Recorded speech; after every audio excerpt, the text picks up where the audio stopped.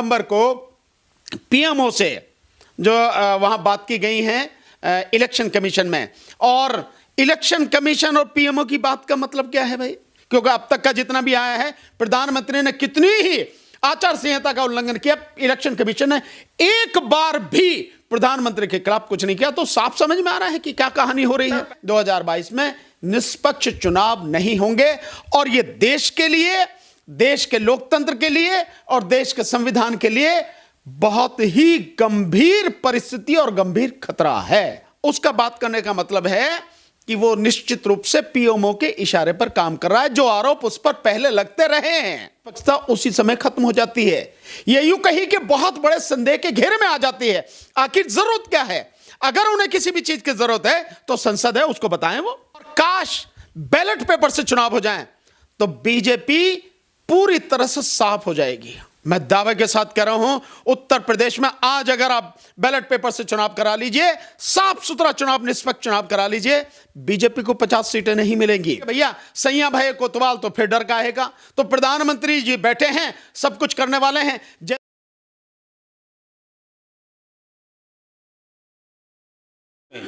उत्तर प्रदेश के साथ साथ अन्य 5 राज्यों में चुनाव होने हैं, और उससे पहले ही एक बड़ी रिपोर्ट सामने आ गई है। दरअसल हम आपको बता दें कि इलेक्शन कमीशन से जो है पीएमओ की बातचीत को लेकर के इंडियन एक्सप्रेस ने एक रिपोर्ट जारी कर दिया है। जी हम आपको बता दें कि 16 नवंबर की एक रिपोर्ट जारी करने के बाद जितने भी विपक्षी दल के नेता हैं, चाहे पार्टियां हैं, वो लगातार इसी चीजों पे जो है सवाल उठा रहे हैं कि आखिर निष्पक्ष किस तरीके से चुनाव हो सकता है जब पीएमओ खुद इलेक्शन कमीशन से जो है बातचीत कर ले। इसी मुद्दे पे बातचीत करने के लिए आज हमारे साथ सुप्रीम कोर्ट के माने जाने एडवोकेट भानु प्रताप जी मौजूद हैं। इनसे जानकारी लेंगे कि दरअसल ये मामला है क्या और क्यों इस तरीके से किया जा रहा है। आज तक तो मुझे नहीं लगता कि कभी भी इस तरीके से इलेक्शन कमीशन की कभी जो है पीएमओ से बातचीत हुई भी हो, और चुनाव आने से ठीक पहले। सर सबसे पहले आपका स्वागत है DS4 न्यूज में। भानु प्रताप जी, कैसे देखते हैं इलेक्शन कमीशन का इस तरीके से पीएमओ से बात करना, कैसे क्या दर्शाता है सर? ये एक बहुत गंभीर परिस्थिति है। इस देश का दुर्भाग्य है कि कुछ समय से, विशेषकर आप कह सकते हैं कि जब से 2014 और उसके बाद और ये सारी जो चीज़ें हैं, तब से लगातार जो चुनाव आयोग है वो सवालों के घेरे में है। और अब ऐसे माहौल में जब ईवीएम पे इतने बड़े बड़े सवाल उठ रहे हैं, इतने गंभीर प्रश्न सामने हैं, और इलेक्शन कमीशन उनका जवाब देने में पूरी तरह से असमर्थ है। यहां तक कि जब सुप्रीम कोर्ट भी ये कह देता है कि ईवीएम से free, fair and transparent election संभव नहीं है, और उसके बाद वीवीपैट लगा दिया जाता है, और उसके बाद भी जो सारी चीजें आ रही हैं, और जिस तरह से 2019 के चुनाव में खुला जो मतलब सपोर्ट है इलेक्शन कमीशन ने वो बीजेपी का किया, या यूं कहें कि प्रधानमंत्री नरेंद्र मोदी का किया। एक नमो टीवी जो चला गया, चैनल चला था, और वो मतलब एक नहीं है, कितनी चीजें हैं। तो इलेक्शन कमीशन जिस तरह से लोकतंत्र की धज्जियां उड़ाने में लगा है, जबकि उसका काम था और उसका काम है कि लोकतंत्र को पूरी तरह से बचाए वो, और लोकतंत्र में लोगों का विश्वास हो, free, fair and transparent election हो, वो सुनिश्चित करना उसकी जिम्मेदारी है। वो एक संवैधानिक संस्था है। लेकिन ऐसे में जब एक और बात आती है, इंडियन एक्सप्रेस में छपा है और बाकी सारी जो चीजें अब आ रही हैं सामने, कि 16 नवंबर को पीएमओ से जो वहां बात की गई है इलेक्शन कमीशन में, और इलेक्शन कमीशन और पीएमओ की बात का मतलब क्या है भाई? इलेक्शन कमीशन एक संवैधानिक संस्था है, उसका काम है चुनाव कराना, उसके लिए सारी व्यवस्था करना संसद की जिम्मेदारी है, सरकार की जिम्मेदारी है। अगर कुछ भी होती है उसको सारी पावर है। उसका बात करने का मतलब क्या है? उसका बात करने का मतलब है कि वो निश्चित रूप से पीएमओ के इशारे पर काम कर रहा है। जो आरोप उस पर पहले लगते रहे हैं, यानी कि इतनी गालियां खाकर भी, इतने सवालिया निशान उसके सामने खड़े हैं, उस सब के बावजूद भी इलेक्शन कमीशन अपनी हरकतों से बाज नहीं आ रहा है, और लगातार सरकार के इशारे पर और सरकार के लिए काम करने की परिस्थितियां जो है उसके सामने लगातार हैं, और उन्हें वो कर रहा है वो काम। इससे यही बात सिद्ध हो रही है। अन्यथा इलेक्शन कमीशन का कोई लेना देना इस सबसे नहीं है। तो जो विपक्षी हैं उनका इस पर सवाल उठाना, और इस बात पर सवाल उठाना कि जब पीएमओ और इलेक्शन कमीशन की बात हो रही है तो निष्पक्ष चुनाव नहीं हो सकता, बिल्कुल सही है, वाजिब है बिल्कुल। और वैसे भी जो एक मिस्टर पांडे हैं जो यहां से आए हैं, अभी उत्तर प्रदेश में आईएएस थे और वहां से रिटायरमेंट होने के बाद में वो यहां पर आ गए हैं, मिस्टर अनूप चंद्र पांडे।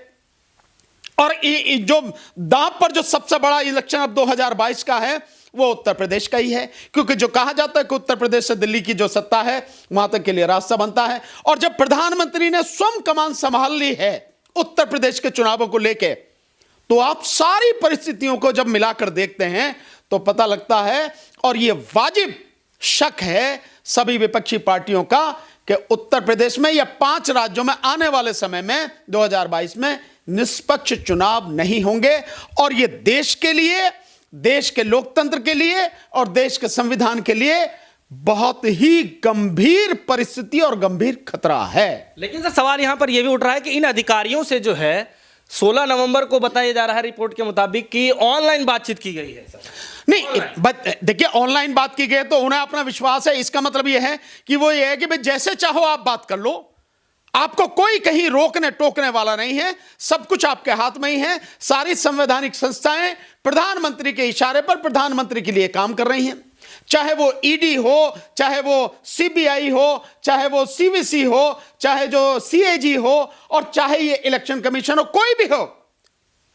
और लेकिन इन सब में इलेक्शन कमीशन का इस तरह से बात करना और इस तरह से पीएमओ के साथ में पूरी तरह से शामिल होना, यह बहुत गंभीर परिस्थिति है। और चुनाव निष्पक्ष होना चाहिए, इसके लिए मैं समझता हूं इलेक्शन कमीशन की सबसे बड़ी जिम्मेदारी है। सर आप जो है लगातार ईवीएम को लेकर के भी जो है सर आप आंदोलन करते रहते हैं, लेकिन सर तो मेरा सवाल यहां पर यह है कि स्वतंत्र भारत में सर कभी आपने कभी ऐसा सुना है क्या कि इलेक्शन कमीशन जाए पीएमओ से बात करने, वो भी चुनाव? नहीं, हमने कभी नहीं सुना, हमने कभी नहीं सुना ऐसा कि इलेक्शन कमीशन के लोग वहां बात करें या पीएमओ से बात करें। उनका कोई लेना देना नहीं है, क्योंकि आप ये जानिए आप कि प्रजातंत्र में, लोकतंत्र में इलेक्शन कमीशन की भूमिका बहुत महत्वपूर्ण है। और इलेक्शन कमीशन इसी तरह से आप माने जैसे देश की सर्वोच्च न्यायालय है, सुप्रीम कोर्ट है, जिस तरह से उसके प्रति सम्मान होता है, जिस तरह से उसको संवैधानिक अधिकार प्राप्त हैं और उससे निष्पक्षता की और न्याय की उम्मीद की जाती है, ठीक इसी तरह से इलेक्शन कमीशन से भी न्याय की, निष्पक्षता की और पूरी ईमानदारी की उम्मीद की जाती है। लेकिन जैसे ही आप बात करने लगते हैं, जैसे ही चुनाव आयोग के अधिकारी बात करने लगते हैं पीएमओ से, तो निष्पक्षता उसी समय खत्म हो जाती है। यह यूं कही कि बहुत बड़े संदेह के घेरे में आ जाती है। आखिर जरूरत क्या है? अगर उन्हें किसी भी चीज की जरूरत है तो संसद है, उसको बताएं। वो आप देखें कि जब यहां पे टीएन शेषन साहब थे, कोई भी बात होती थी, टीएन शेषन साहब ने कभी बात नहीं की, ना प्राइम मिनिस्टर से बात की, ना किसी से बात की। उन्होंने जब भी कोई बात हुई, जो संवैधानिक अधिकार उनके पास है उसके हिसाब से जो जहां बात करनी थी की। और अगर पीएमओ ने, सरकार ने कुछ भी उसको देने से मना किया या किसी भी तरह से उसकी जो जरूरत है उनको पूरा करने से मना किया, तो इलेक्शन कमीशन ने सुप्रीम कोर्ट जाके अपने अधिकार का प्रयोग करके सुप्रीम कोर्ट के माध्यम से कराया। सबने देखा है, पूरी दुनिया ने देखा है जो उन्होंने काम किया। तो पीएमओ से बात करने का, सरकार से बात करने का इलेक्शन कमीशन का कोई मतलब नहीं है। और जो भी इलेक्शन कमीशन हो, या आज के तारीख में 3 इलेक्शन कमिश्नर्स हैं, ये इन सब की ये जिम्मेदारी है कि वो इलेक्शन कमीशन की निष्पक्षता को, उसकी पारदर्शिता को, उसकी पाक को, जो पूरी तरह से वो पवित्र है, उसकी पवित्रता को बरकरार रखें, उसकी ईमानदारी को बरकरार रखें। तो लोगों को सर जो इतने मतलब सब कुछ सोच समझ के जाने के बाद जब वोट देंगे, तो क्या लगता है कि उनके साथ न्याय मिल पाएगा सर? नहीं, देखिए हम तो बहुत पहले से कह रहे हैं, देखिए आज की तारीख में नहीं, मैं तो बहुत पहले से कह रहा हूं, आज भी कह रहा हूं, अगर इस देश में निष्पक्ष चुनाव हो जाएं, पारदर्शी चुनाव हो जाएं, साफ सुथरे चुनाव हो जाएं और काश बैलेट पेपर से चुनाव हो जाएं, तो बीजेपी पूरी तरह से साफ हो जाएगी। मैं दावे के साथ कह रहा हूं, उत्तर प्रदेश में आज अगर आप बैलेट पेपर से चुनाव करा लीजिए, साफ सुथरा चुनाव, निष्पक्ष चुनाव करा लीजिए, बीजेपी को 50 सीटें नहीं मिलेंगी। लेकिन क्योंकि बीजेपी को यह सारी चीजें मालूम है, और जैसे आरएसएस और बीजेपी ने अपना इंटरनल सर्वे भी कराया है, उस सर्वे में साफ आ रहा है कि 50 से 55 सीटें मिलेंगी, इससे ज्यादा नहीं मिलेंगी।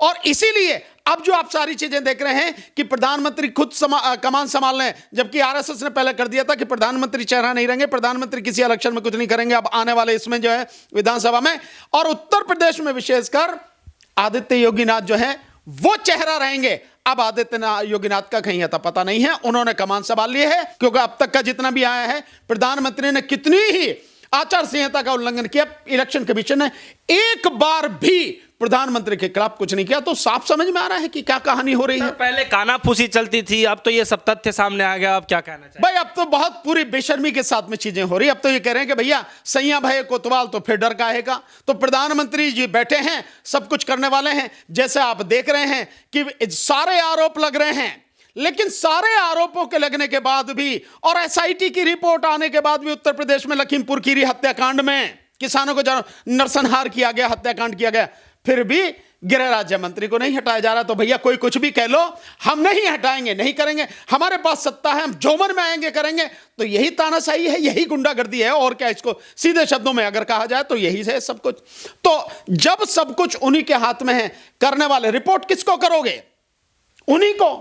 तो ये सारी चीजें जो होंगी सब उन्हीं के हाथ में हैं। तो वो नहीं करते, आप कर लो, क्या करोगे?